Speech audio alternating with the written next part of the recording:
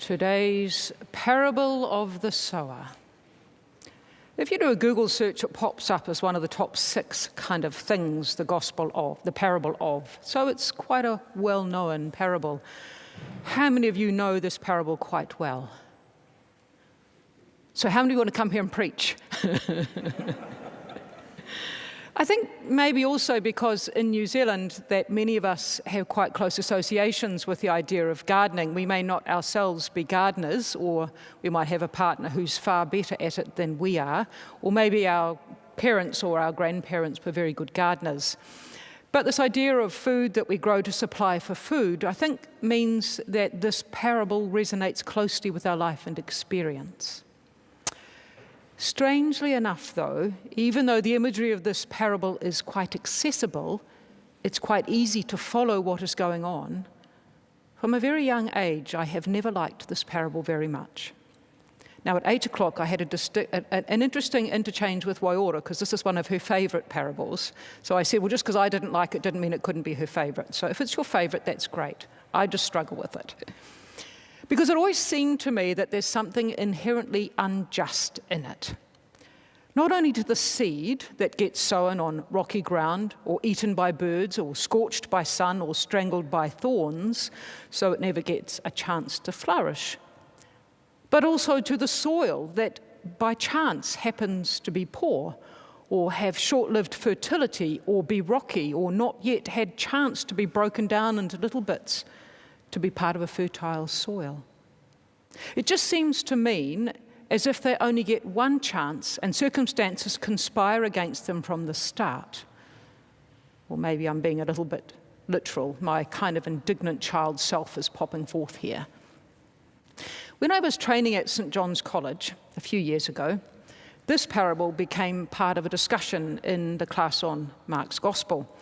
And a statement was made in the class. Of course, we all know what this parable means, what Jesus was talking about. I found myself squirming a bit. Did I really know categorically? Couldn't there be more than one meaning depending on who you were and where you were located and where you put yourself in the parable? Were we meant to take it as written that some people got it? And they, and through them, the life of God flourished. Some people kind of did, but it all got a bit hard, and when push came to shove, survival mode kicked in and they retreated. And some people just got overtaken by, well, life generally, and just got too jolly busy. And of course, some people never even had a chance to notice. But that doesn't mean that people intended to not be fertile. You see, it all seemed a bit harsh and judgmental and exclusionary to get only the one chance. Or have I become too literal again? Whoever said the sower only sows once? One of my younger colleagues in the class with some glee laughed out loud and said, well, duh, of course we all know what it means. I sank a little deeper in my chair, something she happened to notice. She caught my eye. What? You don't? She quizzed me. I demurred momentarily. After all, I was meant to be in training for ministry, before responding, but how can we ever be sure we know the one thing that it means? Seriously, was her response. By the way, I never did get a chance to hear from her what the parable means. I wonder what wisdom I missed out on. I suspect this probably reveals as much my suspicion of easy or obvious explanations, especially when it comes to things about God or about faith. Part of this is that I think the easy, obvious explanations often claim the higher ground of being right. And so by default, anyone who questions or proposes an alternative is wrong. It breeds, to me, I think, intolerance and exclusion. The need to defend a particular position can then make religion rigid and suspicious of difference. The other part is that if we approach such parables with the mindset that there is a right and a wrong way to hear and understand, then we've already closed our ears and our hearts and our minds to divine speaking afresh to us through these words. We deny the very spirit of their uttering. We refuse to be surprised and overturned and confounded by the simple wisdom that unstitches all our very clever thinking. And maybe in this instance, because Jesus gives us an explanation, we tend this way. But maybe it's also because of the way we've learned to listen. As I listened to the parable, I don't know about you, but I found myself becoming concerned about whether the seed sprouts and about the adequacy of the soil, which causes in me a bit of surreptitious looking about, a clandestine cross-examination of myself, of others in comparison to me. Which one of you is which soil? And so what I'm looking for is for fault, is for a divisive judge. I'm divisively judging. It's a sort of mentality that seeks and expects to find inadequacy, right and wrong, who is in and who is out. And that means I really struggle to find this to be a good news parable. So usually when I listen to this parable, I hear it to be mainly about soil and a little bit about seed. But this time, as I listened, I was struck by the abundance of the seed that is sown, rather than the relative paucity or richness of the soil. This time, I was struck by the profligate nature of God, who sows over and over again with unwise abundance and generous abandonment. It made me pause and think, are the seeds of this profligate God always being sown in us? And this returned me to issues of soil, but with an altered perspective. How many of you would sow seeds straight into soil without any preparation and expect a flourishing crop? I do all the time. But not many that know how to garden would, I suspect. No, after a few tries, you don't have much success. Either that or you stop gardening.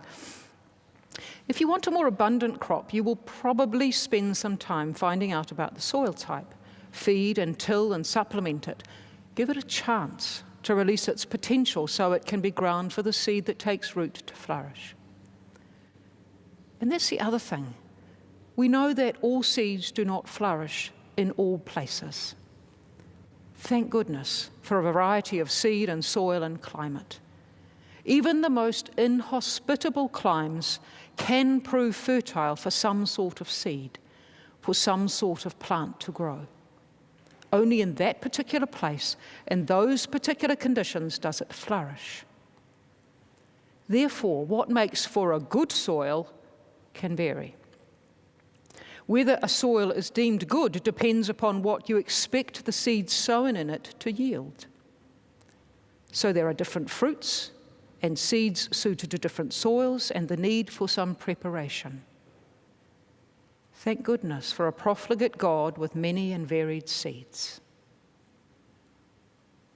It might take a bit of time to consider and accept the idea of us being an adequate site for God gardening. How many of you think, yep, you're that rich soil, totally there and going to 100-fold produce? No, I didn't think many of us would think that way. You see, multiple factors have and do intersect that affect how receptive we are to that, how willing to hear, our capacity to yield, if you like, to God. You and I both know that there's a lot of things that impact us from the outside, that come into us, and somehow they intersect with who we are, this inherent sense of health, of who we are, of our identity.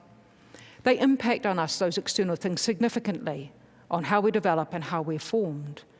If you like, we process them internally, we negotiate them with our inherent sense of self, and those external things are forever impacting and influencing us.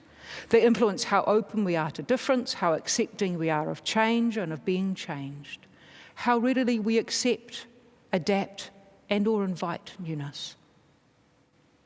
Of course, the boundary between these inner and outer worlds is never quite so clear or distinct. But if you think back over your life, how many of you can replay in your heads moments, things you've done or had done or said to you that have formed you for good or for not so good? And how many of you remember the not so good more? A few of you, maybe? You tend to remember the slightly negative? Because I think that's a curious propensity we have. It's like we'd prefer to hold on to the bad stuff just in case, so we're prepared or something. But what if we take this idea and we apply it to a God context? So if along the way we've had this external stuff come into us about God, we've heard stuff like good and evil, right and wrong, heaven and hell, judgment and sin and guilt because we're not good enough. Given our tendency to remember the not so good, I don't think it takes much for us to not think of ourselves well in the face of God, to not imagine that we are a site for a bit of God garden flourishing. We kind of exclude ourselves as if we want to protect God from us, because surely we're not good enough or not worthy enough, arid rather than good soil. Well, familiar we might be with the idea of soil types, of feeding and tilling the soil so to enhance its capacity to receive and to make seed flourish.